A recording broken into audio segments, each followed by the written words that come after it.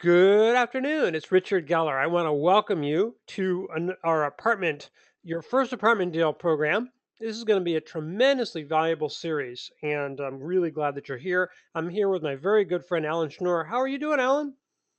Awesome, Richard. I'm doing awesome. I'm really excited for the program that we have planned today, and because it's about a deal that I did that I recently purchased, and I'm really excited to share with everybody. Good. And we're going to be doing a lot more than sharing a deal. We're going to be actually giving you a complete blueprint for doing your first apartment deal from pre purchase, everything you're going to do to find deals, to doing the closing, everything you need to know about your closings. We're going to talk about a rehab that you may have to do, some incredibly easy, simple, inexpensive things that you can do to really raise the value, and some things to avoid that mistakes that 99% of people make that cost them a lot of money. Show you how to lease up and run the building that you've got, and we'll show you how to start making money with your own property management company in the meantime. So this is all about your first apartment deal, and to get the deals, you got to find the deals. And could we do this, Alan? Let's look at Hmm. the actual apartment that you got, the deal that you did, and we can kind of get a grasp of what we're going to be talking about for these sessions. Okay, fantastic. You want to pull it up? Absolutely. All right. There she is, Casa Bonita. I guess. How's your Spanish, Richard? Oh, it's fair. I was born in L.A. Beautiful house. House, Yes. beautiful house. Okay. So this Casa Bonita, it's wow. It was so we bought this at the end of the year. A seller just needed to get rid of it, and he gave us an incredible deal on it. So we literally closed on like December 28th or 29th. And what we're looking at here is a really cool 39 unit complex. It's in a small town on the water, and we're not on the water, but we're across the street from the water, so you can see the water from the property, and that's always nice. That's always a nice benefit when you buy a small apartment complex, if you can look for some extra value. So being right there on the water, people love to live, and keeping your place full when you have a place down by the water is not a hard thing, if you know what I mean, Richard. Right. And you've mentioned the waterfront a number of times. So one of the things that I get from you is that it's really nice if you could have an ultra desirable location, not necessarily a great a great complex, but a great location in that sense. Right. Yeah. So you don't have to go find an area where you're not comfortable being in. You can find a small apartment complex in an area that you like being in. My wife and I went down the other day to have lunch and visit the apartment complex. So 39 units, and I look forward on this program. We're gonna talk about how I found it and my plans and what I'm doing with it, and we'll talk about the numbers, and we're gonna show you the sales, the closing statement, and what to expect, and just make you really comfortable with the process. One thing that you've already brought up a whole bunch of things that my mind is going into. For example, this is a 39 unit, so it's a reasonable size for someone's first apartment building unit, and that's one reason I wanted to use this as our example for this series. 39 units is not too much, not too small. It's bigger than what a lot of these single family real estate guys locally think they can take down, and it's too small in the interest of the big guys. So I like it from that point of view. So you're right. So less competition from the big guys, and we probably have two people listening today. We have someone who's never done a deal before, or we have someone listening who's bought some single family or something like single family, and they're stuck and they don't know how to make that transition into an apartment complex. So that's one of my goals here. I want to help people, gap that bridge and cross it and buy a small apartment complex. Because I got to tell you something, it might sound a little cliche, but it's just one or two more zeros, and it's a hell of a lot. Another thing Yeah. that you said, which I think is really, really interesting, is that, well, the things that didn't happen here. So you didn't buy a war zone property. Now, this is a biggie because a lot of people who are getting into thinking about their apartment building, their first building, are used to the idea of a really rundown, horrible place in a war zone. And this actually looks very pretty. The name seems to me be true. It is a beautiful place. I mean, it's very pretty looking. I mean, it looks from this angle anyway. Maybe you Yeah. photoshopped all the no, but it looks nice. And so no war zone, and it's actually a nice property. How realistic is it that a student, or do we recommend that a student buys a really nice looking property, not in a war zone? It is completely realistic. Matter of fact, I have a student that recently bought another small deal, probably around, I think it was 24 units in a cute little town, and he loves going there. He's participating, and this is kind of like, remember that show, was it Melrose Place, Richard? Uh huh. Melrose I Place. mean, Yeah. Melrose Place. You can have a small, cute little apartment complex that you like to visit, and it doesn't have to be in a war zone. And you're supplying safe, inexpensive housing, but yet, there's character. I like to find apartment complexes that have some character and some charm, and you can find that in Class C apartment complexes. And when I say Class C, I mean something that's not new or something that hasn't been built in the last 10 years. This particular complex, I think, was built in the early 70s, so it's got some time on it, but it's already been rehabbed, and we're going to make some changes. So I would recommend staying away from the war zones when you buy your first small apartment complex.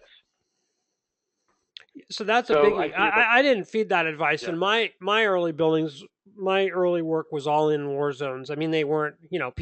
Everyone has to live somewhere, and these places. I'll just say they're inner city, high crime, high density areas, and as a result, they were very management intensive and difficult because we were always fighting off things like drug dealing tenants, right. shootings in the area.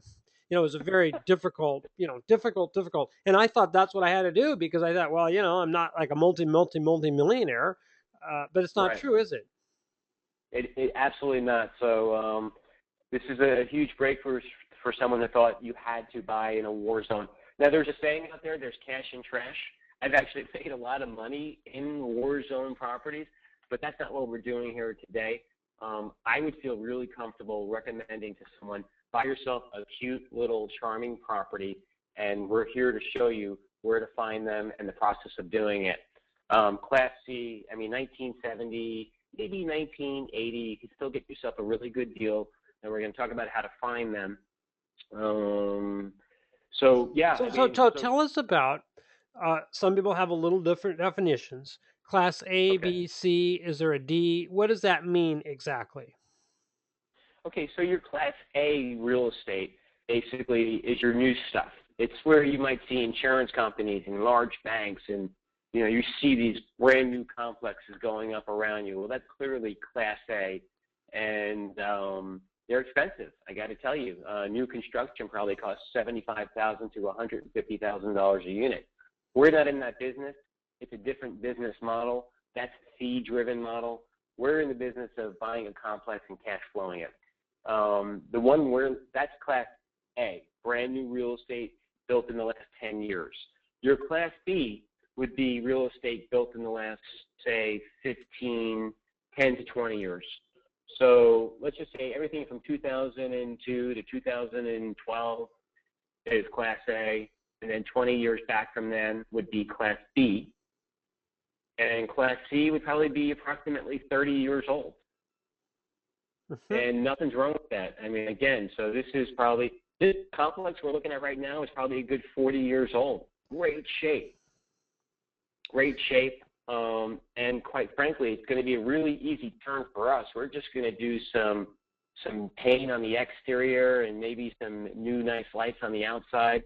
And I'll share the plan with everyone as we go on. So just to summarize one more time, Class A is around 10 years old.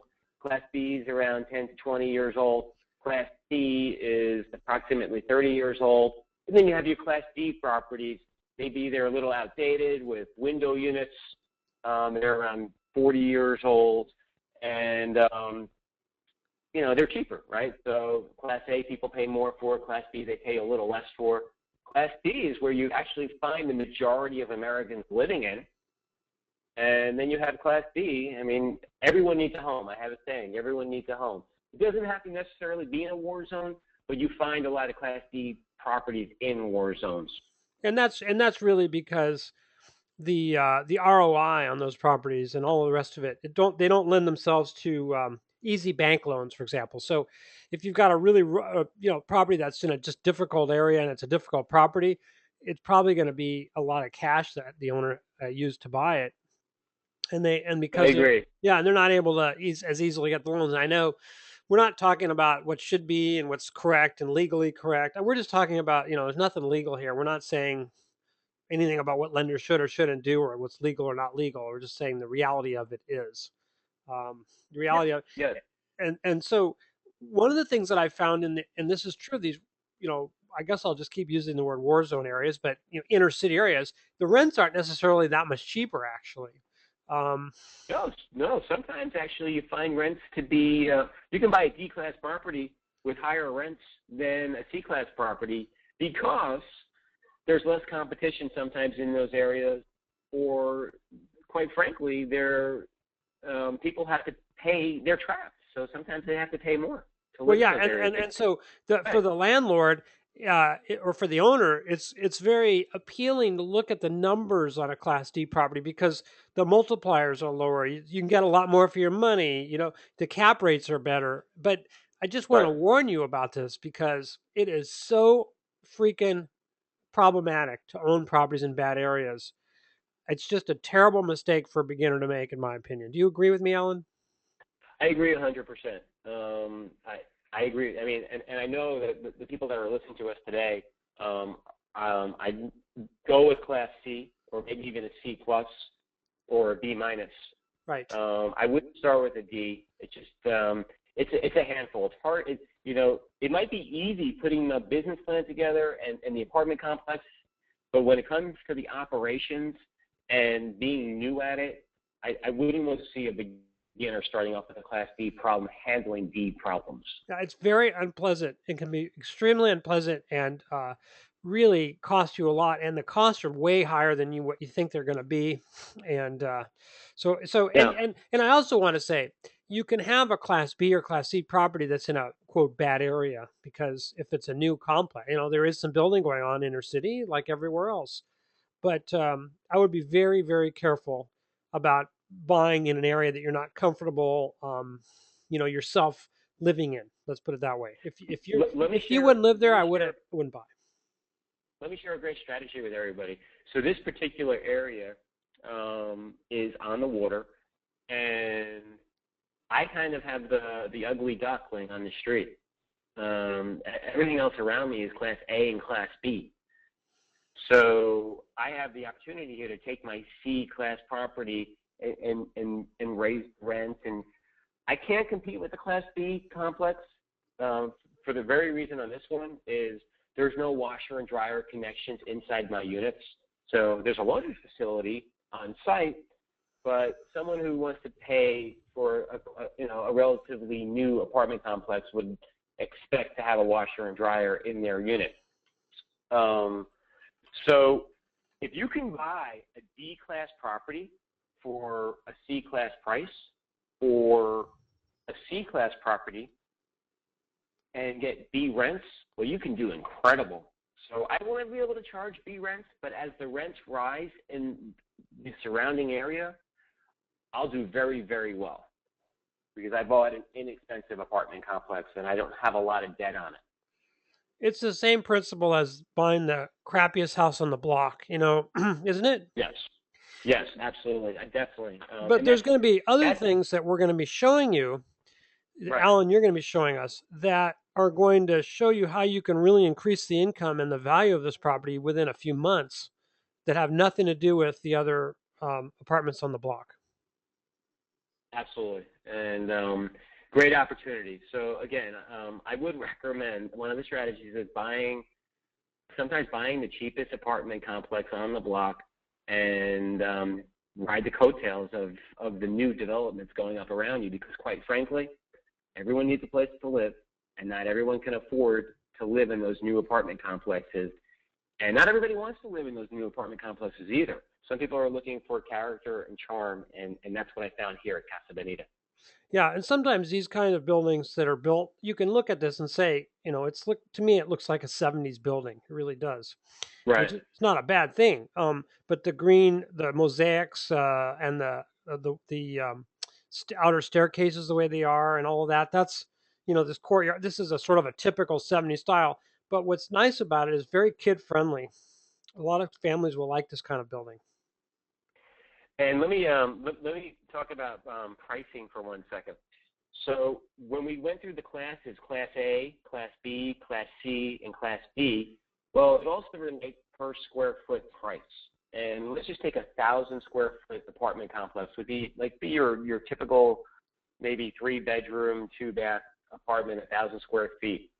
Well, for example, let's just say I get $700 a unit for 1,000 square feet. Therefore, I get 70 cents rent or 70 cents per square foot. That's my Class C model. Well, the A buildings around me are getting around $2 a square foot. So they're charging around $2,000 for 1,000 square feet, and I'm charging $700. So you can see the business opportunity for me, and you can also understand better who can afford to live in an A-class apartment building.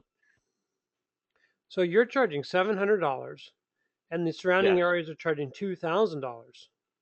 correct.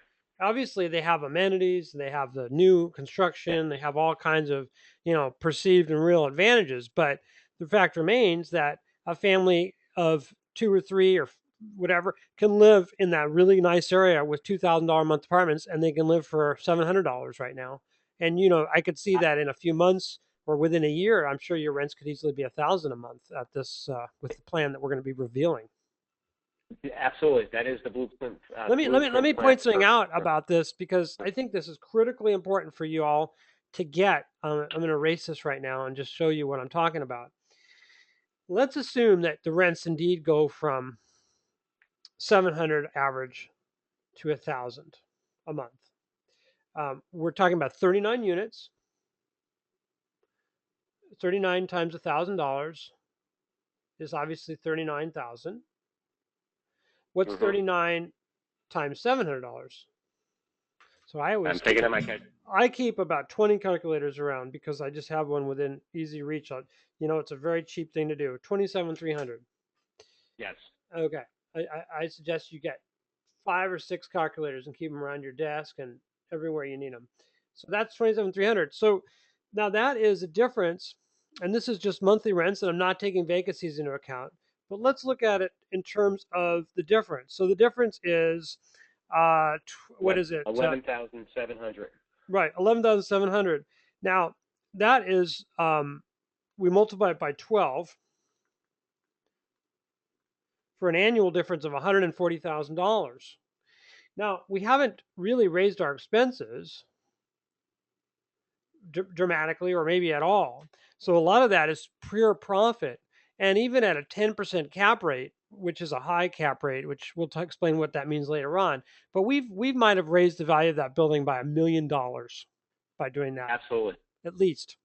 And that's without having any additional expenses. Not to mention that it could be another $100,000 in your pocket, 8,000 a month in your pocket, additional in your pocket that you get to take home because all the expenses are covered, and it's $8,000 of cash raining down from heaven because you simply raised the rents. And you did it with a plan we're going to reveal to you that does not involve huge rehabs, doesn't involve huge construction expenses. It's just a very sensible plan. You're going to learn all of this in a few of the upcoming sessions. It's dramatic, It's man. it's it really is. I mean, great clarity there, Richard. I mean, it, people need to they need to stay with us. This is possible. This is doable. If you can take the action, we're going to show you on this blueprint how you can do it yourself. And just like that, I mean, we're not talking about creating a miracle here. All I did was buy an apartment building that someone needed to get rid of. I'm going to get in there. I'm going to show everyone how we're going to rehab it and make it pretty. We call it putting lipstick on the pig.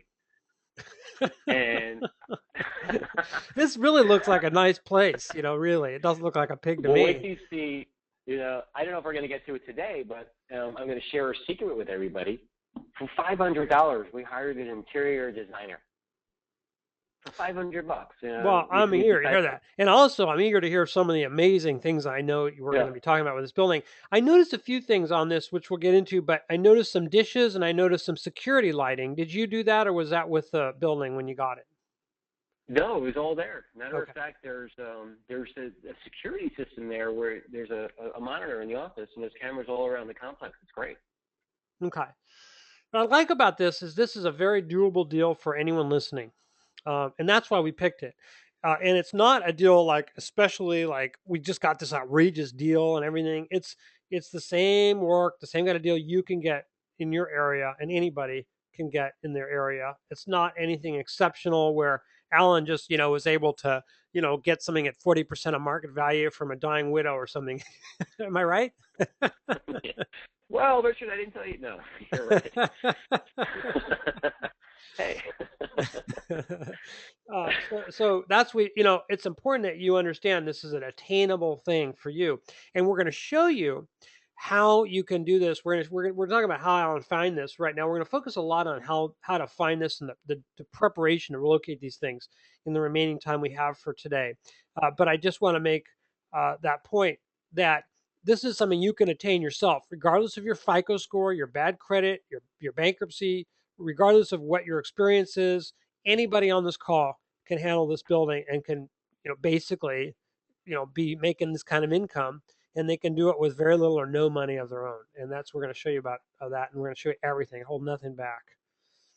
And let me start sharing with everyone. And even if you feel like maybe you don't have that skill set to do something like this, well, this whole deal for me starts with using a broker, and your broker will have the skill set to help you through this deal or your deal. And that's exactly how I found this deal. I got a phone call from one of my brokers. Where did I find the broker? I created the relationship on LoopNet, and we got to know each other a little bit better. And I told him what I was looking for. And it so happens that it was at the end of the year, like I said, and the person that owned this property wanted to move up, we'll call it the real estate chain. So you start off with small properties, and depending how far you want to grow, you'll find if you start buying larger apartment complexes, 100, 200, 300, 400 unit complexes, taking care of a 39-unit deal kind of becomes a problem. So you shed the excess so you I can see. focus more on bigger deals. So basically, as people move up the food chain, this is typical. Maybe they started with Casa Bonita, but then they ended up with Casa, Bellissimo or whatever, and then they kind of moved, and they may be now working on a Casa two or three. Grande. What's that? Casa Grande, very large. They end Casa up very large. Grande, yes, Casa Yeah. Mag. So they move up the chain, and then their whole expense structure for their company and their expectations and everything relies on 200 or 300 unit complexes rather than 39 unit complexes, and this doesn't fit for them anymore. It doesn't fit their business model. Absolutely. Absolutely. I see it every day. So So, okay, so that was how we really stumbled upon the property. Broker calls me up, tells me the story about how the seller just needs to get out of it. He's not running it efficiently because he's focused on making more money doing other things, managing larger buildings. And it's the end of the year, and there's a good reason why he needs to sell it for tax purposes, because he's got a lot of gains, so he can afford to take a loss. And so he sold it very inexpensively because it paid for him to do that because he made so much money doing something else. And so he the had a 39 deadline to unit meet deal, too, and so that's pretty good. I mean, when you get someone who's motivated, typically there's a deadline of some kind in their life that motivates them in the first place. Tax end of year is really a good one for a lot of people. What are some other ones that you found? Other deadlines that are result in good deals. I found estate sales, and I don't mean necessarily finding someone who has a problem, but you find people that land up real estate that they don't know what to do with because someone passed away. So they're literally losing money because they don't know how to run the complex, and they just want to get rid of it, and they want to cash out. They might sell it for half the price because it's free money to them, right? They're not They weren't emotionally expecting. invested in it, you know. Some No, sometimes people are very invested in an apartment building, even though you wouldn't think so, because they associate with the time that they scrimped and saved and they bought this building, and maybe they bought it when their spouse was alive and now they're not alive anymore. Well, there's a bunch of things that people get really invested in this, and even though they're running them like shit and they're run down and they're awful, but they right. have this mental image of them. Haven't you found that, Alan? Sometimes. Absolutely. I mean, sometimes they just hold on to them. There's deferred maintenance. They're not investing in the property, but somehow the property keeps spitting out cash flow and making money. But something happens as that particular person maybe gets older or retires, wants to move away, move to another state. They're just going to sell it. I mean, they're not going to sit there. They know they can't get market value for it, so they're just going to sell it inexpensively. Maybe sell it and give someone a break and, let someone buy it at a really good price. Maybe they had really good intentions in selling it inexpensively, quick close. I've Sometimes seen it. the buyer financing is very difficult. One of the things that are required for good financing a lot of times is that you have like a above 90% occupancy rate or sometimes even higher, and a lot of times the look back period could be the past 3 months or 6 months, or and so if a building has sort of gotten run down, it may have a 70% occupancy rate. It also may have some major deferred maintenance issues, so it's not really lendable by typical banks, at this point. Hmm. And so that makes Yeah. selling it a lot harder. And the current owner knows that. So again, he's ready to help a qualified buyer who just can't get lending on the property because the property is not functioning correctly. So maybe he'll lend the buyer money. We call that creating a second position, help the buyer buy the property and make it more attractive for a lender to lend money. Maybe we have this thing, it's called 90 days of occupancy and 90 days of collections. The first 3 months, if you can turn that around, you can really get some really attractive financing, even if you got in there creatively. And again, there's lots of ways of getting in creatively. We can't go over all today, but I've No, gotten into but just to give someone deals. we'll talk it's upcoming sessions on this Right. briefly. We'll touch on lease options, master lease option, just to be But you know what? creative. Hey, here's what I really wanted to touch on. When someone's selling an apartment building, you really need to find out what's the reason and why, because you might not be the right buyer because they are waiting around for a retail price. And that's the case. Let them go do that. Let them go try to sell it retail. But there's plenty of sellers out there that want to sell quickly, and then you are the right buyer. So let's qualify that person as fast as possible and move on. And how do we move on? Once you do qualify and you find someone, you start with a letter of intent, an LOI. Can we go into that, Richard? Yeah, let's do that. Okay, so so again, it's late December. I get the phone call about Casa Bonita. I went out there. I drove around the property. I loved it. I loved being so close to the water. And the process really begins when we send in an LOI, which stands for a letter of intent. Now, I want to make a point about that because you just said something really important.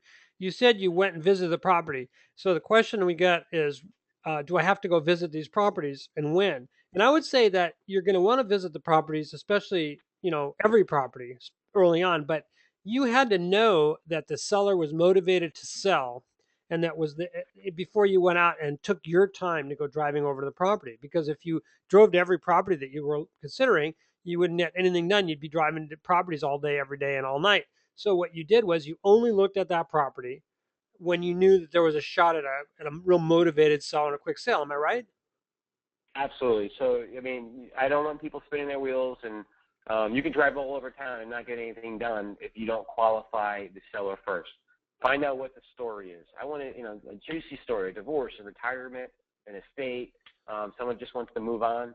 Somebody wants out. Find out what the story is. Because if they say to you, hey, I'm not in a rush, and, it's going to sell when it sells, and you can get in there and raise rents 5%, you're going to make so much money. I mean, we want to know the story behind the story. We want to know why they want to sell. And if they don't give you a good reason, go to the next deal.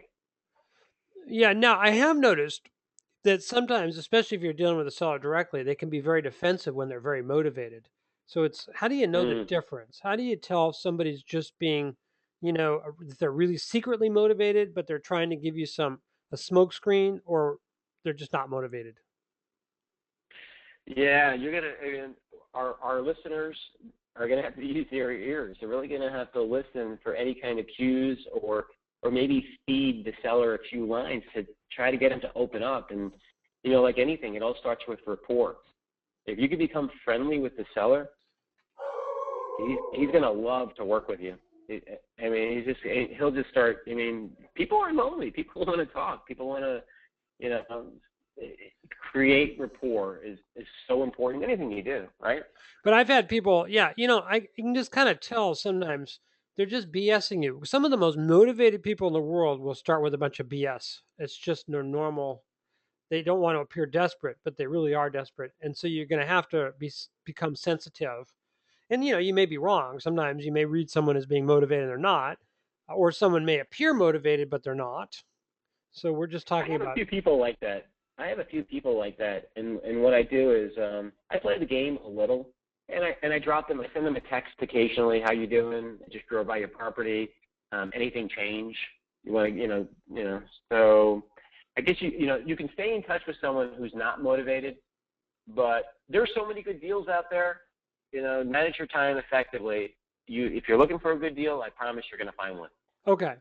So let's move back to the topic of letter of intent. So where there's various methods of financing, and there's there's all kinds of things which we can cover at some point. But what were you're gonna mention about the letter of intent? How soon do you Yeah. go to the So LOI on this thing? How soon do you do an LOI? I like it. I think it's only fair if you drive to the property, because now you're investing a little time. Once you know that you have someone that wants to sell the property, the broker wants to know that you spent some time on the property, and he also wants to be able to report back to the seller that you've been to the property and you're for real. So you're not in the game until you send out an LOI and letter of intent. It's not a legal contract. It's nothing like that. It's just putting your thoughts down on paper, and we'll share with you some real LOIs in the future. But it's stating what you're going to do, what you're going to pay, the terms maybe. I need 90 days to close. And so you send your LOI out. The broker, you create the LOI, or the LOI is created by your broker. You sign it, and then the broker sends it to the seller. And the seller has the option to either sign it and say, okay, you asked for 90 days, here's your 90 days. That's what I'm really looking for, everybody. I want to make sure that, because once that seller says, here's your 90 days, he's committed to you. And I like commitment, so I know I'm really not wasting my time. So a signed LOI is golden. So again, you're not in the game until you send out an LOI. I like to kind of send out 1 or 2 a week in my pipeline. Mm-hmm. They don't always come back signed, but once you're signed, I mean, it's okay. You have your 30, 60, 90 days to look at the property, get everything together, get your blueprint, your game plan, and if you like it, great, buy it. If you don't like it, it's okay. You can walk away. Now we have a Lose lot nothing. of questions about this, and we're going to explain them. But the questions are: what if I don't have financing? What if I have bad credit? Can I get in trouble if I can't close? Those are 3 questions we have a lot of people asking. I started off in the business with bad credit. I found my first deal was an owner finance deal. So the seller left all his financing there, and so bad credit. You're not borrowing on your credit score when it comes to commercial real estate. You're borrowing on the asset. The bank wants to know. It helps. It helps to have good credit, but let's face it, most people don't have good credit, and I can guarantee you that most people that got involved in apartment buildings for the very fact that they probably didn't have good credit. Should I say that again? Most people that started in the apartment building business probably didn't have good credit because the money's being lent on the asset, not the individual. What was the second question? Uh, yeah, there was that. And what if I can't close? Can I get in legal trouble? No, not at all. It's just an LOI. You're not signing. I mean, it's just a letter of intent, and the letter of intent is going to state why maybe you're going to walk away from the deal. What did you uncover? Was the seller not giving you all the information and you found something? Was the rent roll not where it was supposed to be? Did you find out maybe it was just too big of a job and you're not interested in doing it? Or maybe something just changed in your life or you found another deal and you wanted to move on. You can walk away from an LOI and not lose a thing. You have no obligation to purchase. So why does somebody do this? Don't they require proof of funds? So people are saying, is proof of funds required for them to take me seriously? Well, I mean, proof of funds is important, but we're just talking about, and the seller might actually say, okay, I'll sign the LOI, but I want to see proof of funds first. Mm-hmm. I normally don't get that. I mean, the seller knows that you need to examine this property, and you need to examine it where you can bring contractors over or a banker over or an investor over, and it's fair. The seller will sign the LOI and not ask for too much all the time. There's other times where there's maybe an incredible deal on the market that the seller wants to sell and has a lot of pressure to sell. Now, the rules of an LOI might be a little more stringent, and he might say, okay, send over your funds and send over a resume or something. Mm-hmm. But the majority of the sellers who really want to sell because they're motivated, they have their reasons, they're not at market value, they just want to move the property, they're going to work with the buyer. Here's what you need to do, and this is something nobody is teaching at this point. You kind of need to have your story that the broker can explain to the seller, or that you can explain, right? You kind of have to have your That's story. awesome. You Yeah. do. You're right. They And love it. so what's your story when you're starting out? What's your story? Well, I'm starting out in this thing, and I've got some investors lined up, and I'm actually going to be taking this down with the help of some investors. And so the money is going to be coming from my investors, and I have to convince them that the deal is good and they're ready to close on these deals. They can even close with cash. But my job is to convince them. See, what does that do? That puts you on the side of the broker. It kind of puts you in the side of someone who's sort of like putting the deal together. It could be in the name of my entity, but I'm doing it for behalf of these investors. You don't have to be the one with the money. They have to, please you so you can go back to your investors and talk to them. You don't have to make any decisions without talking to these investors. It really lets you have a lot of maneuvering room. Do you use this, or have you used this, something like it? I do, and everyone. This isn't hard, and you can, maybe this is a homework assignment. Everyone should know their story, or the story that they want a broker to present for them. I mean, what's your story? I mean, and where did you start out? And everyone has successes. Even the career you're in is part of your story. Yeah. And just share your personality. Yeah. So don't be afraid of that, because without that, they don't know. They can't get your measure. They can't feel like they know what you're all about. Everybody wants to meet you and figure out what you're about really quick. And then if you do this way, they're not going to expect you to have good credit. They couldn't care less about your credit. They're not going to check your credit. They're not going to care about your money. They're really going to be judging you by your behavior and not trying to pre-qualify you and get rid of you and dump you over the side. They're just not, because you had a good story. Now, will this always work? No, it won't always work.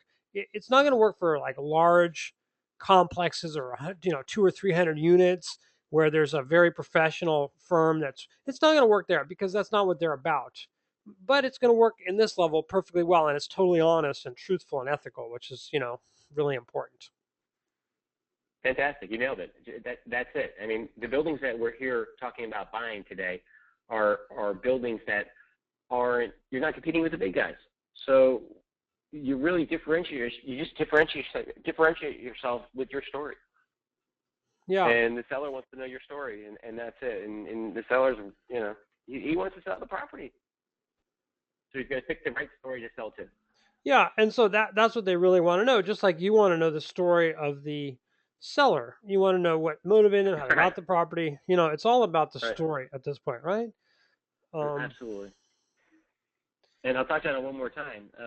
The seller's selling to the person to your story at a discount, and you're going to bring both stories to the banker. You're going to bring your story, and you're going to bring the seller's story, and the banker is going to realize that it's a great deal, and he's going to lend you money on it. He's lending money in the building because he likes those stories. Yeah, yeah. I'm gonna see if I can find one here real quick, just to show an LOI. I can probably find one. But If you yeah, can't, if you can't find one right now, I'll bring one next week. okay. Yeah, I mean, I've got tons and tons of them. I just the ones I don't know haven't necessarily um redacted them. Let's see if this one is one I can use. But again, so if you don't have an LOI handy, your broker will, and you can ask your broker to send you an LOI in like like a Word format or something, and you can get a good look at it and get comfortable with it and change a few things around. But again, your broker will create the LOI for you, and all you have to do is put your signature on it. But Yeah, yeah. that's easy. I mean, just get your broker to do it. Um, So, and then once you have the LOI and you state all the things that you want done in that due diligence period, we're going to have another session on due diligence.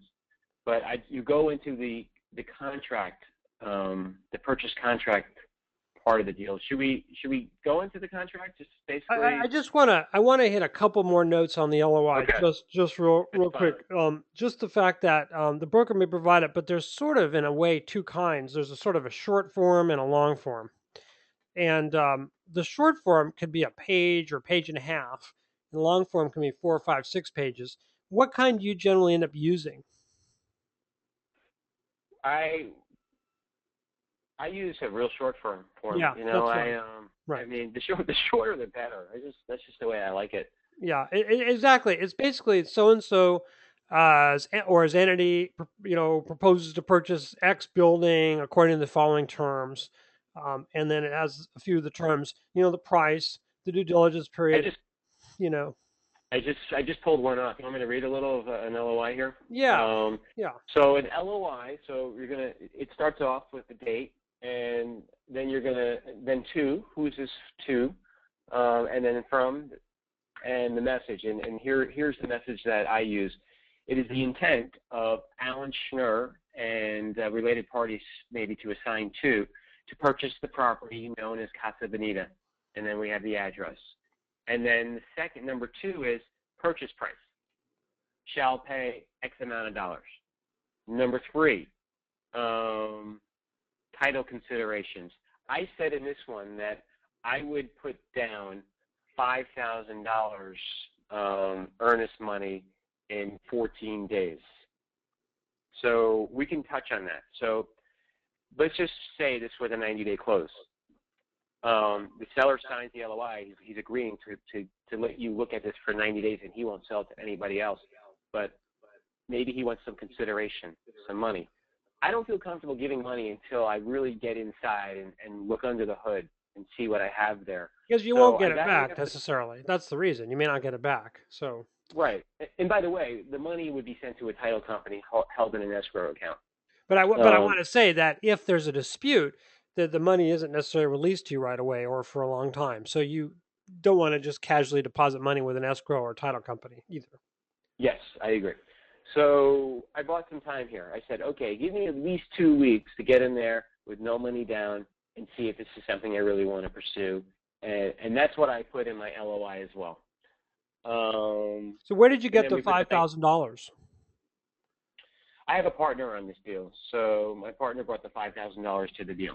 I Okay. mean, so again, what I want to teach people is if you're the one doing all the work and you need a money partner, well, that's what the job of the money partner is to bring the money. Yeah, and I want to just say one thing just to clarify this, because the money going to the title company, it's not going to go to the seller. I never, ever, ever, ever write a check at this stage directly to either the seller or the broker. It always goes to a title company or an escrow company and Absolutely. a lawyer. And further, if they don't want to release that money back, if the deal falls through, then it's really a hassle for them too, and they may have a what's called a clouded title issue. So um, it's not probably going to go that far. They probably will get you your money pretty quick, but you can't assume that. So you got to be No, no, careful. You know. I agree. But it's in everyone's best interest to return the escrowed money. The seller doesn't want to acquire the title for the new buyer that's coming in, and the title company has a huge fiduciary responsibility to return money ASAP. Right. So my rule is never to the seller. Never to the seller. No, And I don't no, do it to the never to the broker seller. either. I don't do it to the broker either. In some states, No, no, good. yeah. I prefer it needs to be a reputable title company, not a title company that just has one little shop in town, but a national name. Yeah, Chicago Title or Yeah. First American, they're not going to screw you over that way. And there's one more important clause here in the LOI that I wanted to point out.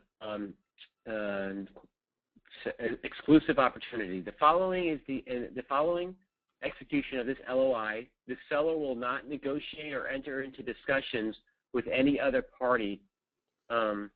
Basically, that's the gist of that. So again, you're locking up the property, and if you're going to invest your time, if you don't have enough of it, you need to lock up the property before you heavily get involved in doing due diligence and research on a property. Richard, I can't tell you how many students I've seen spend a lot of time on properties, spin their wheels, only to find out that the seller sold to somebody else.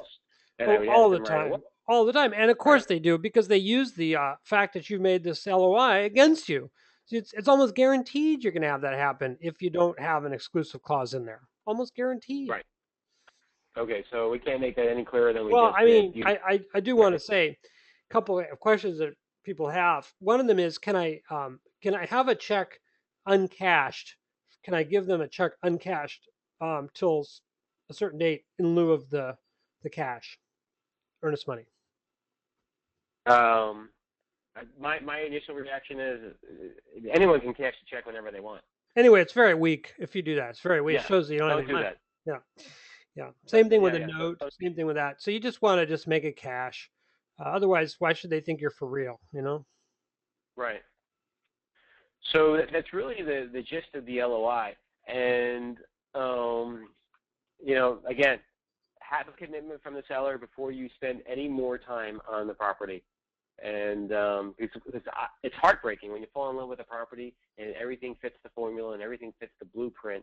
You think you found something and you never got a signature, and someone else comes along because they weren't looking when you were looking, and they pay more for the property. I've seen it all the time. And maybe only a little bit more. Yeah. Right. Yeah, maybe a little bit more. Now, in terms of the LOI, just some other things. How do you define the closing time frame? Are you saying in 90 days you're going to close? Because it's hard to get funding within 90 days, really. Well, I mean, this one says in clause 6 here, it goes closing to occur no later than. This was a deal that had to happen by the end of the year, but okay. So this one actually says 45 calendar days from execution of the contract. Mm-hmm. Okay. That's why you got a good deal. One of the reasons you got a good deal was because you could perform by the end of the year. Yeah. 90 days. I got to tell you, Richard, the market's moving. In 90 days, if our listeners have a deal, they'll be able to close it within 90 days. Mm-hmm. Mm-hmm. Banks are moving quicker now. I mean, I'm seeing loans get done between 2 and 3 weeks. That's true. There's other things that have to happen. But, I mean, commercial real estate right now is just the darling investment of the year, especially multifamily housing. Apartment buildings, yeah, not retail, not office buildings. So. Yes, thank you. Yeah. So in the due diligence period, do you specify a particular period in your LOI? Well, I mean, that's the 45 days. This particular LOI says 45 days once we execute the contract. A little trick is, so right now we're talking about LOIs. The next thing after LOIs, and we'll talk more about next time, is the contract. And the seller will send over a contract, and our listeners will have an attorney look at it. And that will eat up some time, 7 to 14 days. You can use that as to your advantage. I mean, maybe you're not even going to make too many changes on the contract that the seller wants you to sign, but you could kind of, buy time, and I do that. So maybe I got 45 days here on the LOI, but I guarantee you that 45-day clock didn't start until we signed the contract, and it probably took me 14 days to sign the contract. So I really got myself 59, 60 days. Now, yes, yes, yes. So, this LOI is to kind of get things moving along, and then how do you fund the deal? How do you put that in the LOI? How did you write it in this one? We've just talked about. Let me see. Within what kind of companies? Hang on. Property upon seller will provide copies of all documents, city permits. So in my LOI, we don't talk about financing because we're just trying to lock up and say, okay, we want to do this deal. But the financing clauses that I think you're referring to Hmm. would be in the contract. And we should talk about the contract another time because that's going to take another half an hour, Oh yeah, 45 no, we'll minutes. do that next time. But so some LOIs, this is the difference between a long and a short form. Long form LOIs I see. give the Okay. details, and they can you could create a purchase contract from a long form LOI. It almost mirrors a purchase contract, and a short form is just like what you or I could write. You should have an Right. attorney do it, but they're just I intend to buy this building, and there's gonna be a 45-day period for due diligence. We're gonna close by the end of the year. You're going to exclusively offer it to me and not show it or offer it to anybody else during this time. Very truly yours. That's basically a short form LOI. A long form has a lot of clauses in it, and its value, especially on larger deals, that it then governs the lawyers who are doing the purchase contract. And I agree. And those are going to be for bigger deals. Again, the object here is to get the seller to sign the LOI so you can lock up the property. Yeah, And you don't want to scare the seller with too many financing. I mean, just make the LOI very easy and simple to understand and not too many contingencies. Because again, from the buyer, from our listener's point of view, they don't have anything to lose. But the yeah. So seller has you something got to a lose. seller. You got to do this. Is you got to get over the wall here, and the wall here is where Right. you're going to make a lot of money. And you got to go step by step by step. So the LOI is the first step, then the purchase contract, second step, and the due diligence. And the further up the ladder you get, the more committed the seller becomes, and the more likely the deal will close. But it's very common for deals to fall apart, when you're near the top of the ladder too. So you got to get a bunch of Right. ladders going in different stages. That's why you're doing 1 to 2 LOIs a week. So you're not in the game until you start sending out LOIs. And I really would like to see our listeners get to the point where they're just sending out LOIs, even if they're practice, Hmm. because you got to take action. You got to start doing it, and LoopNet's a great way of jumping in because you can just start sending LOIs to. I mean, you're seeing the properties, you're seeing the brokers, start sending in LOIs, and you'll get feedback from the brokers, and it's just a great way again to create that rapport and to create that relationship. So you got your LOIs working, you're creating rapport with the brokers, you're almost there. I mean, it's that easy. It's like that was just 2 steps: LOIs and LoopNet. Yeah, that's a great idea. For one thing, if they're on LoopNet, that they're offered for sale, so you're not wasting time Right. trying to convince sellers who aren't. It's easier than off-market properties. We love finding off-market deals, but you can do it with listed deals too, which we'll talk about. Do you look for off-market properties only, or do you work with listed deals, or do you care? I do care. I do both, of course, but I just love off-market deals because it's not there's not too much competition, and there's not too many surprises coming at me from competitors. Sometimes if it's on the market, you're competing, and that's just the way it is. But nothing like a nice pocket deal that no one really knows about, or no one's looking, or it's been passed up. And by the way, on LoopNet too, brokers put deals up for their clients to sell buildings, but owners also use LoopNet as well. So it's on the market, but if you can get in touch with the owner, you get a really good shot of getting a sweetheart deal. He doesn't have to pay the broker any commission, and the owner obviously wants to sell his property if he went out of his way to put it on LoopNet himself. Yeah, so I like to find properties on LinkedIn. I think LinkedIn is a fabulous place. There's a lot of other places which I can give you a whole list of sites to go to find off of market properties, which we can do. But I also like LinkedIn because there are a lot of deals from LinkedIn that are off market, and I find it very nice. LoopNet's good, but the reality is that you got to get yourself in the game. My first offer was a like an 18 unit, and it was about 60 miles away. And I met them at a Denny's and made the offer directly to the sellers. Okay. And I'm really glad that I didn't get that deal because I would have been managing a building for 60 miles away that was an 18 unit, which is not a big, I wouldn't be able to economically afford the kind of management to be on site. It would have been a disaster for me. So that was good that I didn't get it. But at least to my credit, I was making offers. Right. No, and that's absolutely. And again, and another time we'll talk about how I'm going to run this building. But I can just tell you that it's being run by someone who lives on property and even pays me rent. Wow.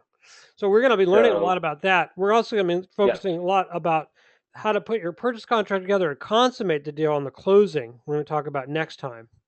And we'll talk about how to do these deals all day long with none of your own money, not a dime of your own money for real. And the object of what we want to do is we want to get you into this business. We want to get you working and doing it. So your homework, if you choose to accept it, go on to LoopNet, go to LinkedIn, and find some deals that you can make LOIs on and we can discuss.